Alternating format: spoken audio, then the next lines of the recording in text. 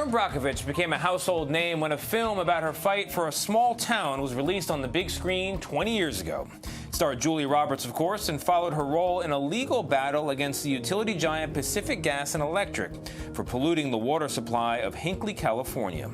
In this clip, Brockovich demands PG&E fairly compensate residents of the town. Take a look.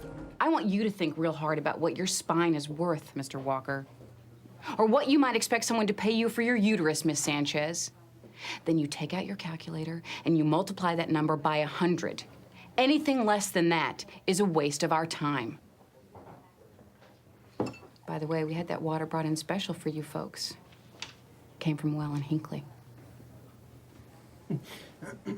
And the lawsuit was settled for hundreds of millions of dollars. That was a record at the time. Brockovich's fight for clean water continues in a new book. That new book is called Superman's Not Coming, Our National Water Crisis and What People Can Do About It. She joins us first on CBS This Morning. Erin, thank you for being here. This is an issue that all of us should care about because the one thing we all absolutely need for life itself is clean water. We were just talking in a prior segment about a woman swimming in the Hudson River here in New York, and I understand you had a reaction to what we were saying. I'm curious, what was going through your mind when you contemplate taking a dip in the Hudson? A couple of things came to mind, and good morning. It's a pleasure to be here. I don't know that, I didn't think you saw that. I was kind of squirming around because we have so many issues with sewage coming into our rivers, and it, you know, there's moments where you're like, ooh, who wants to swim in that? But I did nod at the changes that they're making with the Hudson River and cleaning it up. So, you know, that's a good thing. Those are the things that we want to see. Yeah, they have made some progress. That is something we can root for. But, you know, a lot of people sitting at home right now, I can imagine them thinking, you know, the water in my tap is just fine. But that's not true for everybody in this country. So I was hoping we could begin by giving people an idea of the scale of this problem. The scale of the problem is probably way much larger than they expect. Yeah, I'm the one that every single day, and we share in the book, of people that are turning on their tap that have yellow water, green water, black water, brown water, water with pollution issues, aquifers contaminated, their private wells. What do we do? Where do we go? And, you know, it's still a shock for all of us. I mean, looking back at 20 years ago, starting in Hinckley, thinking that that was just a one-off and that couldn't possibly be a representation of the United States of America. We have water problems in every single nook and cranny and corner throughout the nation. And we really are going to have to, this is why Superman's not coming and our national water crisis, but what we, the people, can do about it. And there's a lot that we can do to begin to have safer, cleaner water in your own backyard at your own tap. So why isn't Superman coming? And who is Superman in the title? Is that federal regulators, health officials?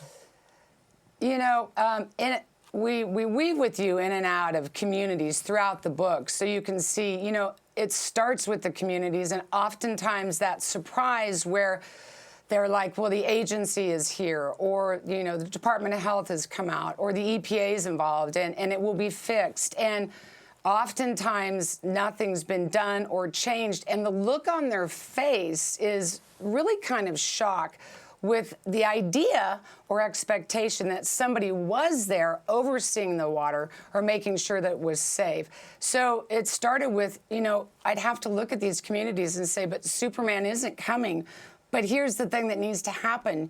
You're here, and you can get involved. And I've seen over time when people know, because oftentimes that's the thing, they don't know what's going on. They aren't getting answers, that they get frustrated but think someone's there, that they start to respond.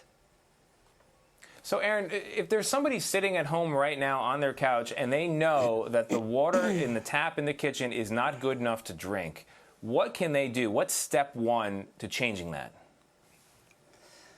Usually the first step they'll take is they'll end up emailing me, and I believe that they're looking for support or am I on the right track when they do email me.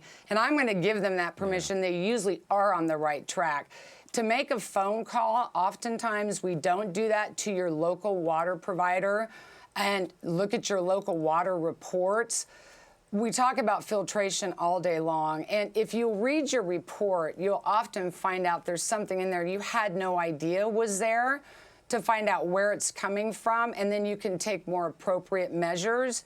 And I encourage all people who have water issues to get in with their local city council. We oftentimes don't do that. And we as people, I think, have a responsibility and an obligation as well to go let officials know, or your city council, hey, this is happening, because oftentimes they don't.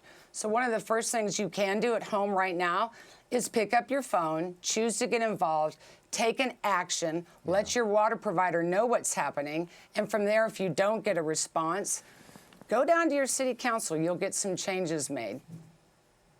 Yeah, and Erin, you're too modest to say so, but I would say another action, another step, maybe step one, instead of emailing you, buy the book.